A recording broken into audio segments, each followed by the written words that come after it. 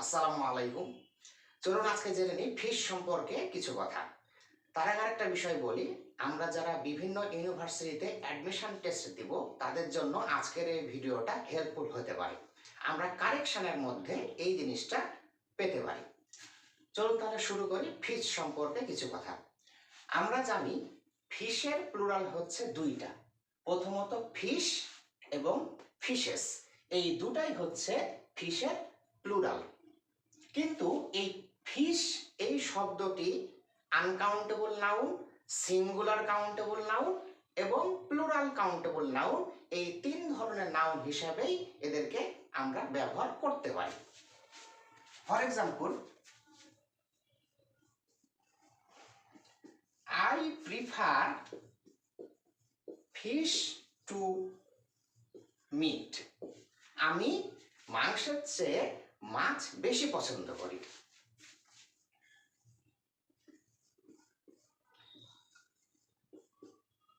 She bought a big fish yesterday.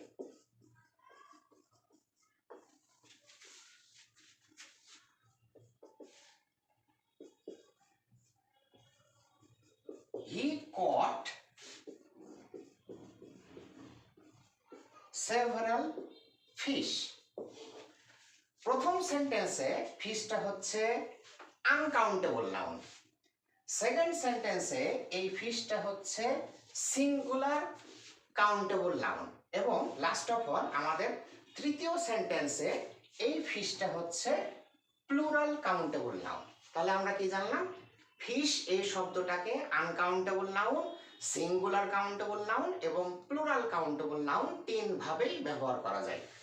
এই সেন্টেন্সে fish হচ্ছে আনকাউন্টেবল নাউন, এই সেন্টেন্সে ফিশ হচ্ছে সিঙ্গুলার কাউন্টেবল নাউন এবং এই সেন্টেন্সে ফিশ হচ্ছে প্লুরাল কাউন্টেবল নাউন। এবার আমরা চলে যাব ফিশেস এর কাছে।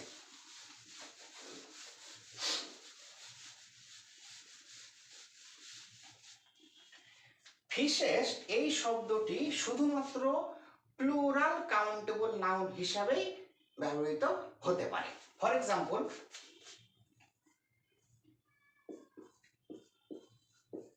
we caught 5 fishes yesterday. আমরা গতকালকে 5টা মাছ ধরেছিলাম। এখন প্রশ্ন হচ্ছে, ফিশের প্লুরাল দুইটা, ফিশ এবং ফিশেস। প্লুরাল হিসাবে আমরা কোথায় ফিশ এবং কোথায় ফিশেস ব্যবহার করব, এর একটা সুনির্দিষ্ট নিয়ম আছে। নিয়মটা হচ্ছে, যদি সুনির্দিষ্ট সংখ্যা ব্যবহার করা হয় তখন সেই ক্ষেত্রে ফিশের প্লুরাল লিখতে হবে ফিশেস। যেমন যদি বলি, he gave me 3 fishes. দেখেন প্রথম সেন্টেন্সে আমরা লিখেছি we caught 5 fishes every day. এইখানে ফিশের আগে যে 5 সংখ্যাটা আছে এটা হচ্ছে ডেফিনেট নাম্বার, সুনির্দিষ্ট। তারপরের সেন্টেন্সে ফিশেসের আগে যেই সংখ্যাটা আছে সেটা হচ্ছে সুনির্দিষ্ট। যদি মাছের সংখ্যাটা সুনির্দিষ্ট বহুবচন হয়, যদি মাছের সংখ্যাটা সুনির্দিষ্ট বহুবচন হয় তখন ফিশের প্লুরাল লিখতে হবে ফিশেস। আমি যদি এইভাবে লিখি, he bought 2 fish, তাহলে আমাদের সেন্টেন্স ইনকারেক্ট হবে। তার কারণ হচ্ছে এখানে ফিশের পূর্বে নির্দিষ্ট সংখ্যা রয়েছে, এইখানে আমাকে লিখতে হবে ফিশেস। তাহলে আমরা কি জানলাম? ফিশের প্লুরাল ফিশেস তখনই হবে যখন তার পূর্বে সুনির্দিষ্ট সংখ্যা বসবে। যদি সুনির্দিষ্ট সংখ্যা না বসে তাহলে আমাদেরকে ফিশের প্লুরাল ফিশই করতে হবে। ফর এক্সাম্পল,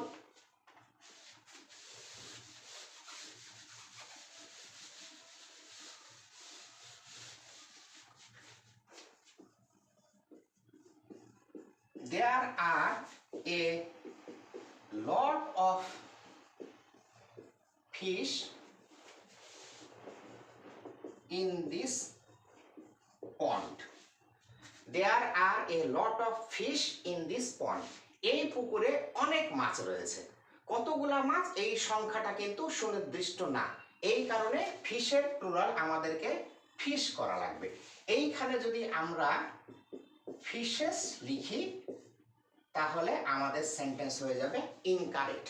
তার কারণ হচ্ছে ফিশের পূর্বের সংখ্যাটা সুনির্দিষ্ট না। আরো একটা উদাহরণ যদি আমি লিখি,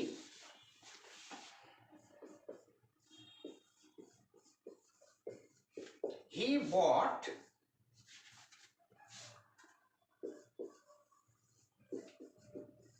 some fish. সে কিছু মাছ কিনেছিল। এইখানে ফিশের পূর্বে যেই শব্দটা আছে সাম, এটা দ্বারা কিছু বোঝাচ্ছে, এইটা নির্দিষ্ট না, সুনির্দিষ্ট না, এই কারণে এইখানে ফিশের প্লুরাল ফিশি লেখা লাগবে। যদি আমরা এখানে ফিশেস লিখি তাহলে ভুল হয়ে যাবে।